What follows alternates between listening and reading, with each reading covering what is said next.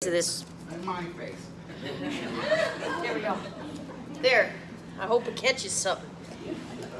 So, I brought this in today for a piece of teaching about what we might sort of bring into the mind.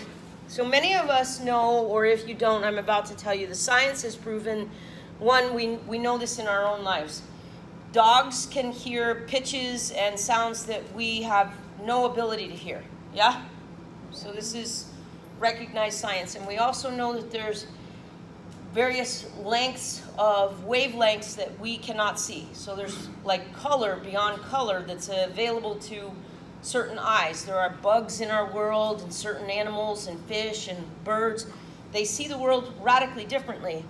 And this brings us to a conversation about some of our expectations in this world. So when we, Champalicious, come on baby, I got you up here next to some ladies.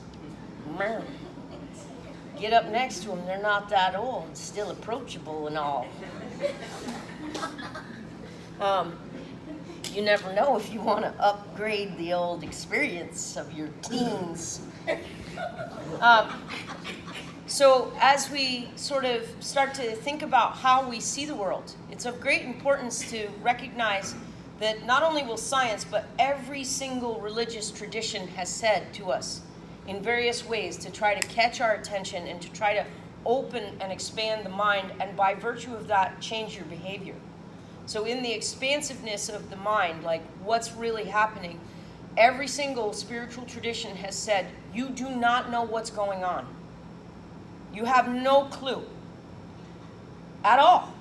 And I'll illustrate this to you because as we think about what we perceive as happening around us, it's like looking at a piece of cloth. So this happens to be, in my mind, my perception, this is beautiful.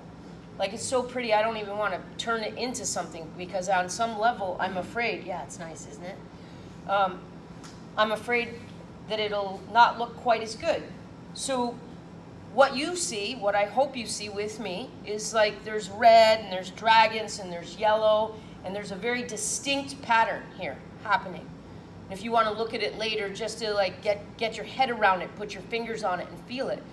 If we turn this over, what you see is a completely different experience visually, and if you investigate the edges, you're going to see blue, red, yellow, a multitude of colors that have come together, and when you look at one side of it, you get a pattern that's recognizable to you. This is your life. This is what we think is going on in the world. This is what we perceive. And the reality is, the backside of it is the mystery and the weave and the interdependence that when and if we ever slow down enough and start to turn our mind to a more open space, what we get is a level of incomprehensibility. This is our past, this is our present, this is our future.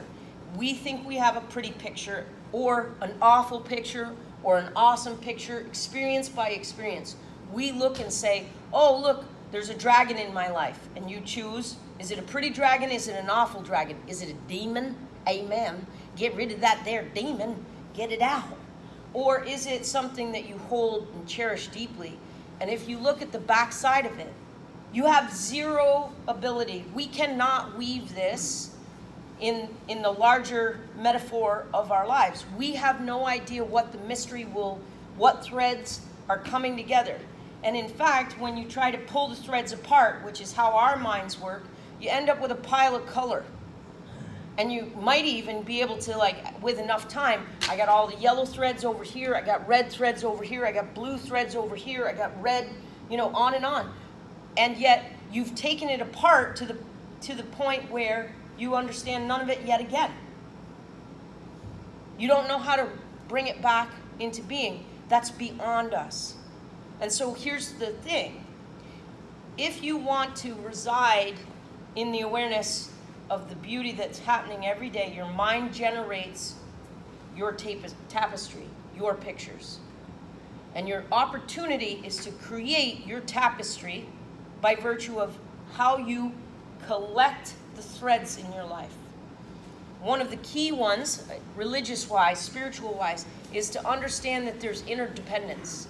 Every single thing you see is a thread that's come together in a mysterious way to generate what you're seeing now. And so this is of critical importance to our practice. This is where the cloth moves from being a teaching thing to something that we're about to do together. We drop the expectation. You stop thinking you know what's going on, and you open to the curiosity and the awe of like, what's going to present itself in the next moment? How is this sensation weaving itself together to be me?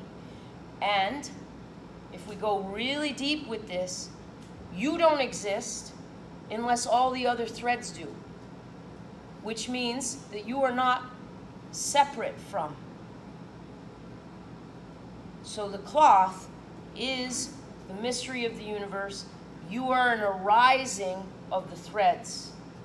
You will dissipate at some time, and this picture of me, of you, of you, of you will go away. And in between, we can start to feel for our interdependence. How am I connected to you? Is it going to be a push-pull tight space all bound up with fucked up expectations, or can I relax and just feel that I'm with you and you're with me? And we're this aggregate of all this beauty and mystery, and we can step back from the push and the pull. So our practice today, feel for the connection, feel for what's going on in you. And there's a thread of connection that's in the other. This doesn't mean there's a lot of conversation to follow that. And yet in our practice today, stop trying to push it, stop trying to pull it, flow with it, be in it.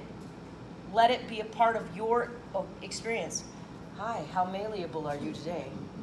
Sexy, it's Saturday, watch out. So as we prepare to practice, drop some of the, I know what's going on. Slide back a little bit into the curiosity of what is happening. How does it feel? And we'll get sweaty together. And then some of you will join me in the ice plunge. And then hopefully we take that awareness of the interdependence and the awe off the table, off the mat, out and into the world. So I'll invite you to start by coming onto your backs.